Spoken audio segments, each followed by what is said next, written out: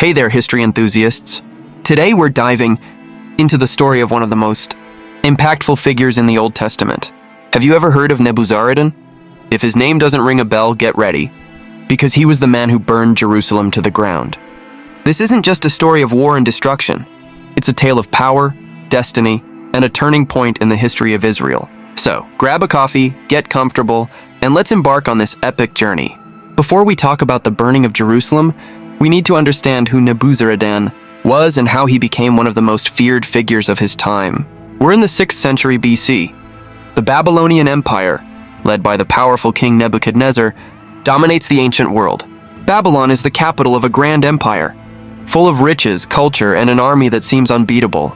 But behind this colossal empire, there was a man entrusted with executing the king's orders. With an iron fist, Nebuzaradan, the commander of the royal guard. Nebuzaradan wasn't just an experienced military leader. He was also one of the king's most loyal men. He was the kind of soldier who carried out his missions without hesitation, without mercy, and without room for failure. So when Nebuchadnezzar decided to punish Jerusalem for its repeated rebellions against Babylon, who did he choose for the mission? Exactly, Nebuzaradan, the man who never left anything unfinished. Now picture Jerusalem at that time. The city was already in crisis. For years, the kings of Judah had tried to resist Babylonian rule, but their attempts were futile. In 597 BC, Nebuchadnezzar had already invaded Jerusalem and taken many captives, including King Jehoiakim and the prophet Ezekiel. But the Jews still hadn't learned their lesson. They rebelled again, defying Babylon. And so, in 588 BC, the final siege of Jerusalem began. Nebuzaradan led the Babylonian troops and surrounded the city. This siege wasn't a quick battle. It lasted almost 2 years. 2 years of famine, disease, and despair inside the walls of Jerusalem. The food supplies ran out, people started dying of starvation, and the city fell into chaos. Finally, in 586 BC, the Babylonians broke through the city gates. It was a massacre. Soldiers stormed the streets, destroying everything in their path. And then, Nebuchadnezzar gave the final order. Jerusalem was to be completely destroyed. And who was responsible for carrying out this task? Nebuzaradan? And here we reach Moise, the most tragic moment of this story.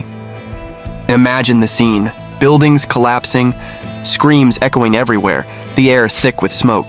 The Babylonian soldiers set fire to the city, and the flames spread like a devouring monster. But there was one place in particular that Nebuzaradan made sure to destroy: the Mauer Temple of Solomon.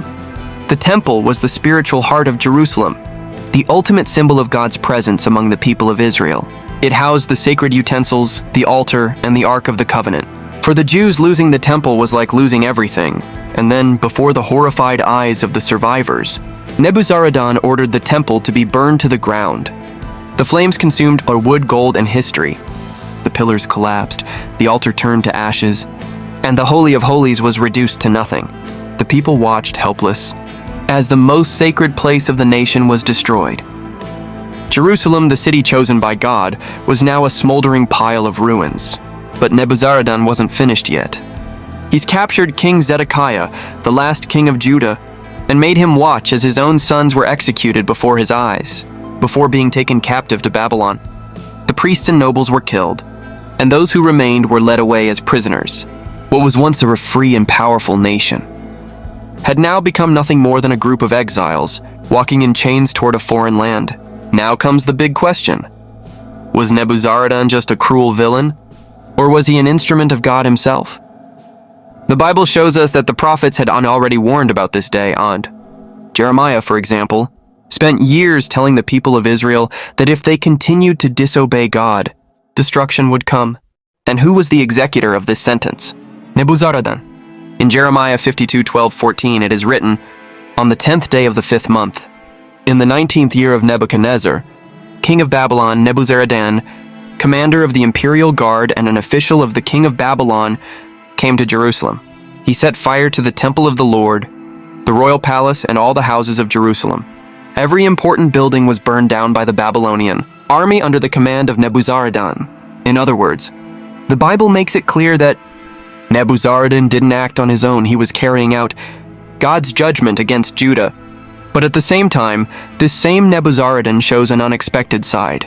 When he encounters the prophet Jeremiah, he sets him free instead of taking him as a prisoner.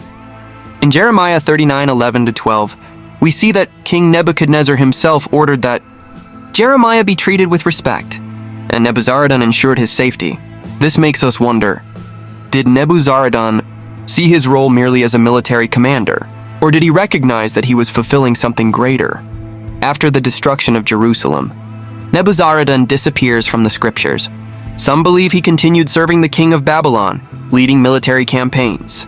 Others speculate that after witnessing such destruction, he may have reflected on his role in history. What we do know is that his name was never forgotten. He was the man who reduced Jerusalem to ashes, the general who ended an era and marked the beginning of the Babylonian exile. For the Jews, Nebuzaradan remained in memory as the destroyer of the holy city. For the Babylonians, he was a military hero. But what about you? Was he merely a pawn in God's plan, or did he take pleasure in spreading terror?